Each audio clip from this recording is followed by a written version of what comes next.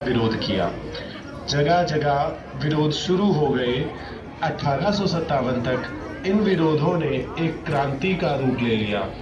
इनमें से एक क्रांतिकारी थे मंगल पांडे। मंगल पांडे ने सन 1857 में ब्रिटिश अधिकारियों के खिलाफ पहला विद्रोह छेड़ा था। मंगल पांडे 22 साल की उम्र में ईस्ट इंडिया कंपनी की 34वीं बंगाल नेटिव इन्फेंट्री में सिपाही के तौर पर भर्ती हुए थे।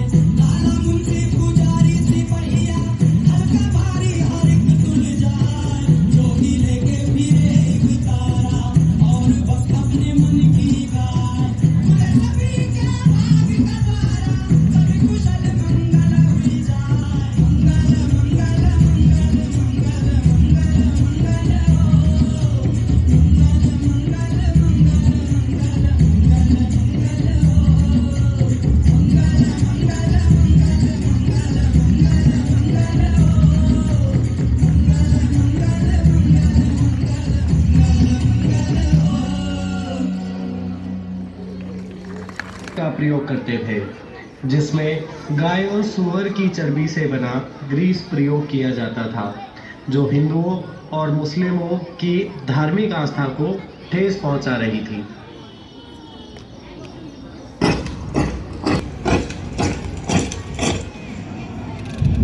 ये दुनिया का सबसे महंगा राइफल है, एनफील्ड राइफल। इसमें कारतूस को मुंह से खींचा जाता है इस तरह, और इसे ऐसे चलाया जाता है।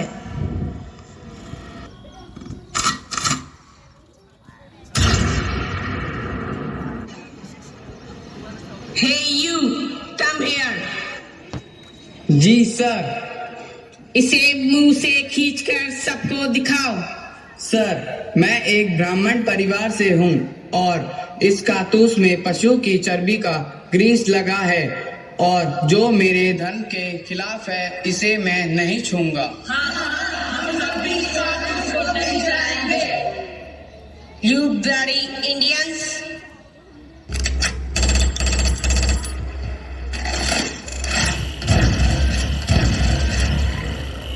वाव! और जनरल ह्यूज पर गोली चलाते हुए मंगल पांडे इतने क्रोधित हुए कि उन्होंने अंग्रेजों को खत्म करने की कसम खा ली। उन्होंने मारो फिरंगी को नारे के साथ अंग्रेजों पर हमला तक कर दिया था।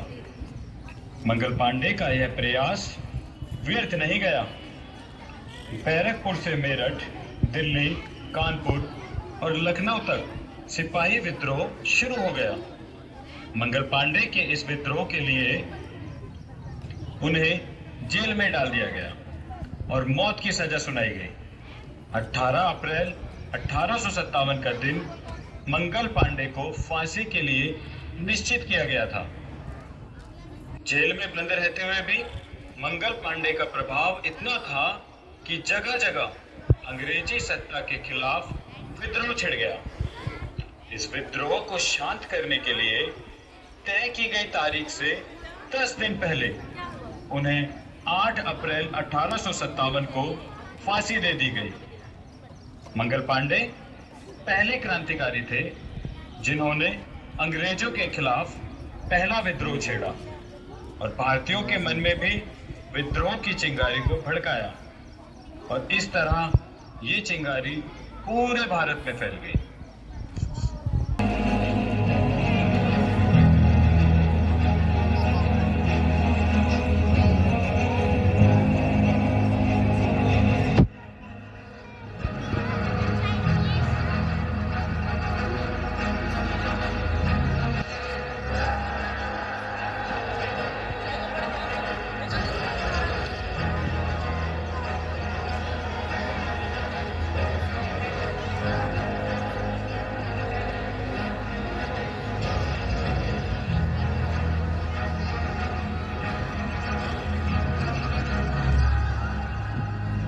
मंगल पांडे के समय में ही एक वीरांगना और भी थी जिसके नाम से ही अंग्रेजों के पसीने छूटने लगते थे। उस वीरांगना का नाम था रानी लक्ष्मीबाई, जिसे झांसी की रानी लक्ष्मीबाई के नाम से जाना जाता है। रानी लक्ष्मीबाई से कोई भी अपरिचित नहीं है। ये वो वीरांगना थी जिसने सभी अंग्रेजों के छक्के छुड़ा दिए थे। उनके बचपन का नाम मणिकर्णिका था। ये बचपन से ही शास्त्रों की ज्ञानी होने के साथ साथ शस्त्र चलाने में भी निपुण थी। उनका विवाह झांसी के मराठा शासित राजा गंगाधर राव नेवालकर के साथ हुआ और विवाह के पश्चात इनका नाम लक्ष्मीबाई रखा गया।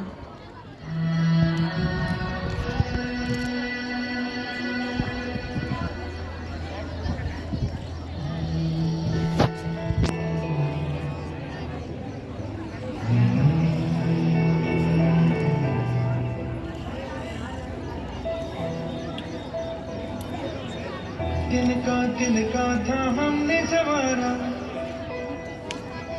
अपनी वो माटी और घर बारा, लुट रहा ये चमन अपना वतन, आंखों से अपनी लुट रहा ये चमन अपना वतन, आंखों से अपनी संकल्प बोल के हम तो निकल पड़े, हर द्वार खोल के गगन गए। जय भगवान, जय भगवान।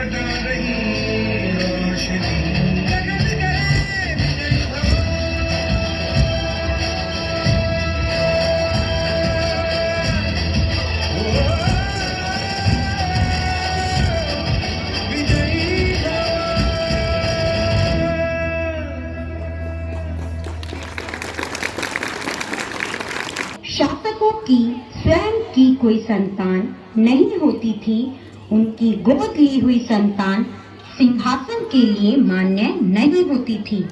यह प्रथा गवर्नर जनरल लॉर्ड डलहौजी ने लागू की। इसी तरह उन्होंने एक नीति और लागू की, एनेक्सेशन पॉलिसी यानी अधिग्रहण नीति। इन नीतियों का उद्देश्य था संपूर्ण भारत पर राज्य करना। इन नीतियों को लागू कर ब्रिटिश सरकार ने न जाने कितने ही राज्यों को अपने अधीन कर लिया, जैसे नागपुर, सतारा, संबलपुर। अब उनका निशाना था झांसी। झांसी 1857 के संग्राम का एक प्रमुख केंद्र बन गया। रानी लक्ष्मीबाई ने झांसी की सुरक्षा को सुदृढ़ करना शुरू कर दिया। साधारण जनता ने भी इस संग्राम में सहयोग दिया। पुत्र और पति की मृत्यु के बाद भी रानी लक्ष्मीबाई ने हिम्मत नहीं हारी।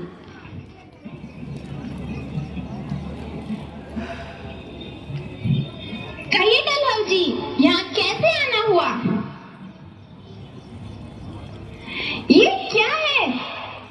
जैसा कि आप जानती हैं रानी लक्ष्मीबाई कि ब्रिटिश रूल के अकॉर्डिंग जिस राज्य का शासक नहीं होता उस पर ईस्ट इंडिया कंपनी का अधिकार होता है। तो जैसा कि झांसी का अब कोई उत्तराधिकारी नहीं रहा, तो इस झांसी और किले पर अब ईस्ट इंडिया कंपनी का अधिकार है। ऐसा कभी नहीं होगा। इस किले और इस झांसी की सुरक्षा का उत्तरदायित्व मेरा है और तुम फिरंगियों को जीते जी मैं यहाँ कब्जा नहीं करने दूंगी। रानी लक्ष्मीबाई किसी भी हाल में किला नहीं देना चाहती थी। झांसी की रक्षा के लिए रानी लक्ष्मीबाई ने एक मजबूत सेना को इकट्ठा किया। इस सेना में महिलाएं भी शामिल थीं। उन्होंने कुल 14,000 विद्रोही इकट्ठा किया और सेना बनाई। 23 मार्च 1858 को झांसी की लड़ाई शुरू हो गई थी।